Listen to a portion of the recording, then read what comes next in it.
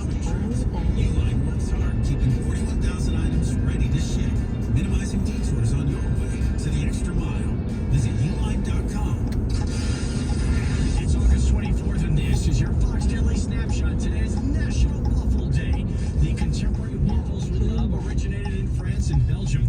The first frozen waffles created by three brothers in San Jose, California, debuted in 1953, selling in supermarkets as Froffles. On this day in 2020, the Republican convention begins by formally renominating Donald Trump for a second presidential term. If you want to really drive him crazy, you say it's 12 more years. In 79 AD, Mount Vesuvius in southern Italy erupts after being silent for centuries, killing thousands and burying the Roman city of Pompeii. The first documented case of a person being reinfected with COVID-19 a second time. A Hong Kong man 4 months after his first infection in 2020. Legendary wide receiver Jerry Rice retires in 2006 from the National Football League. I'm CJ Papa. That's your Fox Daily Snapshot.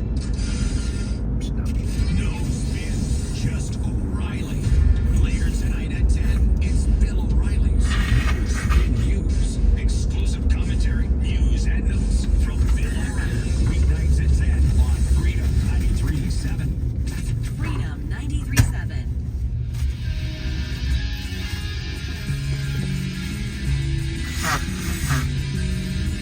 Advancing the conversation, identifying trends, and informing the world. This is America's First News. This morning with Gordon Deal. Thanks much for being with us. Welcome to Thursday, August 24th. Gordon Deal, Jennifer Kushenko. Some of our top stories and headlines. Republicans hold their first debate. Next one, September 27th. The man who attempted a coup against Russia's president is dead. Trump to turn himself in today to authorities in Georgia. Shares of Abercrombie and Fitch shot up 24% on big sales numbers. Storms leave tens of thousands without power in Michigan and Ohio. The police union at Yale gave out flyers to arriving students warning about spikes in crime.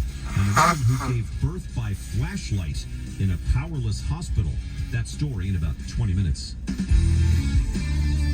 This portion of the program is brought to you by Dell. The Dell Technologies Back to School event starts now with savings on select PCs powered by the latest Intel Core processors. Save today at Dell.com/deals. There's a growing share of employers offering fertility benefits, in part to help recruit workers in a hot labor market. And while the trend started years ago as a perk for highly compensated tech staff, a handful of companies now provide the coverage to lower paid, hourly, and even part-time employees, such as cashiers, warehouse workers, and baristas. More from Harriet Torrey, economics reporter at the Wall Street Journal. Harriet set this up. I think it's fair to say that most employers don't offer fertility coverage. It's about a quarter of employers in the US, according to surveys. I mean, that is a big increase. It's increasing every year, it seems like, but still the benefits themselves remain relatively rare. But what is interesting is that I think when a lot of people think about fertility benefits, they think of big tech companies that offer egg freezing, and big financial services companies that offer this to highly compensated employees. But actually, these benefits are becoming much more widespread, kind of up and down the pay scale. And now we do see some big corporations offering fertility benefits to lower wage workers. So, for instance, Amazon, Starbucks, Target, Tractor Supply Company. So what we're seeing is that people who maybe even already have a job doing something like working as a pharmacist or a nurse or even in a tech company, they can get a side job, a weekend or evening job at one of these employers so that they can access the fertility benefits that they're not getting from their regular health insurance. The one woman you talked to, this Courtney Lorenz, who works full-time but works a few hours part-time at Tractor Supply just so she can have those fertility benefits, and makes no bones about it. She said, right? Says that's why I'm here. Yeah, I mean, she knew that she would need fertility treatment to have a shot at becoming a mother. So this just seemed like a good option for her, and she did that job for around 6 months. She did multiple rounds of egg freezing. And there are other examples of people doing that as well. I mean, these companies do offer these benefits to workers. So for many women, it would just be so difficult to save up the money for IVF. I mean, one round of IVF out of pocket can cost $15,000-$30,000. Whereas for these women, the calculation is that if they work at a job for 6 months or however many months, that all these different employers have different minimum amounts of time and minimum amounts of hours that you have to work in order to be eligible for benefits. But for many people, they calculate that this is a much better way of doing it than trying to save up money, because also, of course, for fertility, it does decline with age, so people feel like they're under time pressure to try and get these treatments. We're speaking with Harriet Torrey, economics reporter at the Wall Street Journal. Her story is called "Some Americans Take on Side Hustles for Fertility Benefits." Another woman you profiled from Billings, Montana. She works at a Starbucks, Jessica Porta.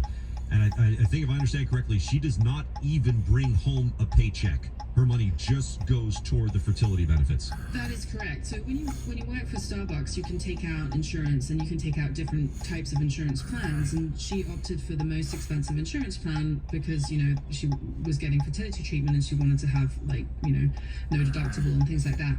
So as a result, she works 20 hours a week or so, and all of the money that she earns goes towards her insurance costs, to her premiums and so on. So she doesn't actually earn a paycheck per se. She's just working so that she can be eligible for fertility benefits. And she is pregnant. She did had to have some fertility treatment, and she went through various issues, but she and her husband are now expecting a baby in November, so they're thrilled. What do the companies say about this when people sort of come and go just for the benefits? It's interesting. I think these companies realize that offering these benefits is a very big retention and recruitment strategy. And actually, when it comes down to it, most people will not need fertility benefits. For most couples, they can conceive naturally. But I think many people go into a job, they go into a career thinking, well, this is a great thing to have. As I want to work for an employer that offers these types of things. So if I do need this in the future, it is there for me. Thanks, Harriet. Harriet Torrey, economics reporter at the Wall Street Journal. 20 minutes in this morning. America's first news. Coming up next, defrauding the federal government.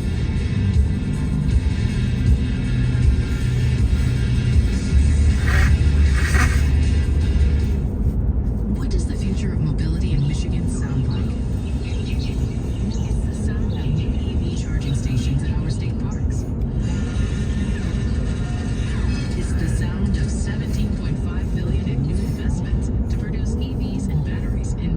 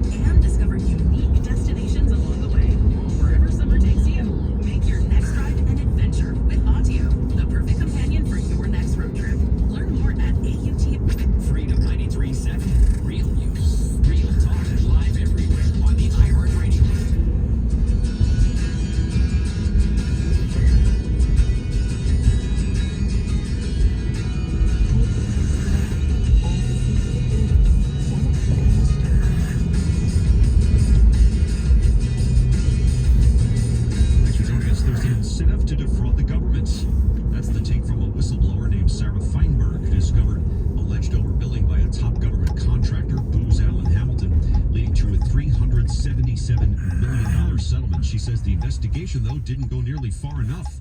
It's a story by Haley Fuchs, reporter at Politico. Haley, what happened here?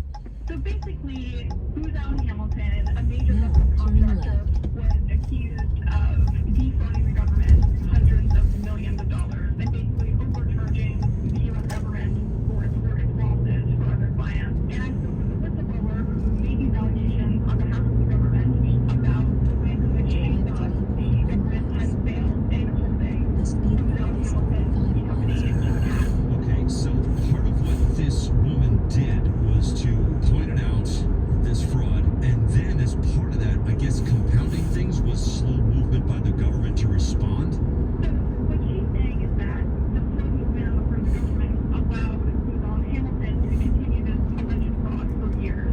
And so she was calling out the Department of Justice and the Department of Defense for trying to, adequately hold Booz Allen Hamilton accountable for this alleged fraud. All right, so we're talking about Sarah Feinberg here. We're speaking with Haley Fuchs, reporter covering money and influence at Politico. Her story's called Whistleblower to DOJ. You've left the door open for more. What does either party here say, whether it's Booz Allen Hamilton or the Justice Department? So Booz Allen Hamilton maintains that it did not admit any liability as part of the settlement, and it continues to maintain that it didn't do anything wrong. DOJ has said that the size of the settlement, $377 million, shows that the department is committed to holding government contractors to account. But still, the whistleblower, Sarah Feinberg, says that DOJ didn't go far enough, and she believes that the fraud was likely far greater than the alleged amount that DOJ established. All right, and she said, too, there's an incentive to defraud the government, correct? She did say that, yeah. Wow, meaning what? Meaning, it might be cheaper for the government contractor to defraud the government than to, at some point pay some sort of fine or penalty than to actually charge the government the correct amount. That's her meaning. She picked up a handsome reward, too. Didn't she get like $70 million for this? Yep, $70 million, and some of that was to our lawyers. Jeez. And explain, too, because you touched on it in your story, the Booz Allen Hamilton connection here to Saudi Arabia and all this. Yeah, so Feinberg found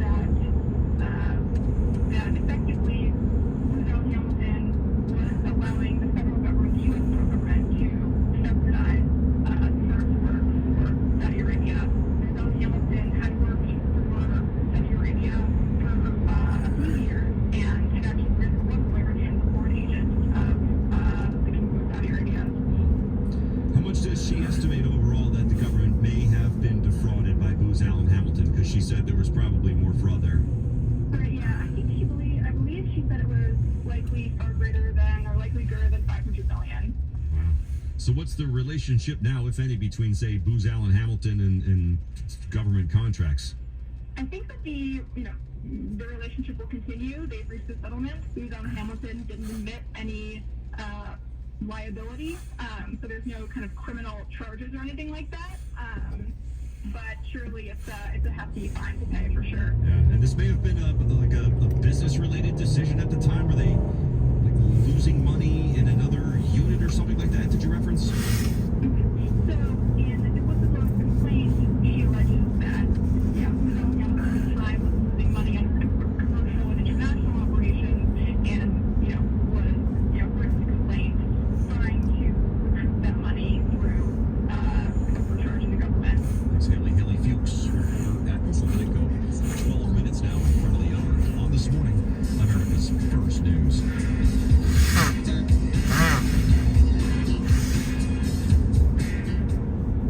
Hey, I'm Andy.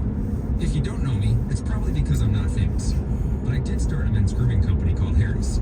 The idea for Harry's came out of a frustrating experience I had buying razor blades. Most brands were overpriced, overdesigned, and out of touch. At Harry's, our approach is simple. Here's our secret. We make sharp, durable blades and sell them at honest prices for as low as $2 each. We care about quality so much that we do some crazy things, like buy a world-class German blade factory. Obsessing over every detail means we're confident in offering a 100% quality guarantee. Millions of guys have already made the switch to Harry's, so thank you if you're one of them. And if you're not, we hope you give us a try with this special offer. starter set with a 5-blade razor, weighted handle, shave gel, and a travel cup. All for just $3 plus free shipping. Just go to harrys.com and enter code HANDSOME at checkout. That's harrys.com, code HANDSOME. Enjoy! I have a question. I need to replace the hot water heater. I'm looking to retire $20,000 from having a house clean. The questions we all have. Now she wants me to sell the house and buy more since that. The answers we all need. Our net worth is $1,030,000. Awesome, you did it. Cool. We did it. I love it. The Ramsey Show. That makes sense. Clear as mud. Okay. Weeknights at 7 on Freedom 93.7. Hey honey, our AC feels more like a furnace, and our washing machine sounds like a jet engine. Good thing I called everythingbreaks.com and signed up for their total home protection plan. You called who? Everythingbreaks.com, the nation's fastest growing home protection provider. They cover AC and appliance repair? Yep, in fact, they cover the cost of repairs on almost everything our homeowners insurance doesn't, like AC, plumbing, and electrical. 17 appliances, including our washer, dryer, and all of our kitchen appliances, and they even cover our electronics, like TVs, laptops, smartphones, and more. So, how much does this all cost? That's the best part. They have plans that start at less than $1 a day. Don't wait. Call 1-800-934-5767 before something breaks to get total home protection and total peace of mind. That's 1-800-934-5767 or visit everythingbreaks.com. Facing a job loss? Considering a pension buyout, a severance package, or what to do with your 401k? Hi, I'm Linda Gardner, host of Your Money, Your Retirement, and I Can Help. 720-488-8604. That's 720-488-8604. While other apps are raising the price to stream music, podcasts, and more of what you love, your iHeartRadio app is still 100% free. So put your credit card away and download the free iHeartRadio app for access to all the music, radio, and podcasts you love. Free never sounded so good. One more hot day before a cool down moves in. Mid to low 90s for your Thursday. Slight chance for storms later on this afternoon and this evening. 70s and rain are here for Friday. On Fox 31 Midway Weather Team meteorologist Kylie Burse.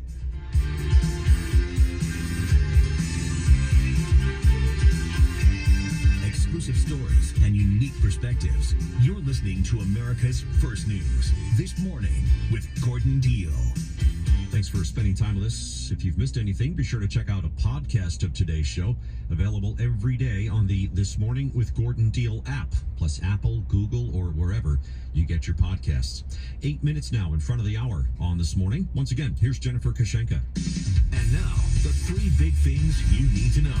Number 1. Republican presidential contenders targeted each other in a combative first debate with a series of heated clashes, reflecting the fierce competition to emerge as the main alternative to former President Trump. Several of the fiery exchanges involved entrepreneur Vivek Ramaswamy, who has risen in some polls and appeared to irritate other candidates on stage. The first-time millennial candidate is casting his candidacy as a next iteration of Trump and got into tense back and forths with more experienced politicians, including Mike Pence, Nikki Haley, and Chris Christie. It's going to take an outsider because for a long time we have professional politicians in the Republican Party who have been running from something. Now is our moment to start running to something. Ramaswamy was the most searched candidate at the end of the debate. Number 2. Searing heat continued to spread in place. Have been issued in 22 states and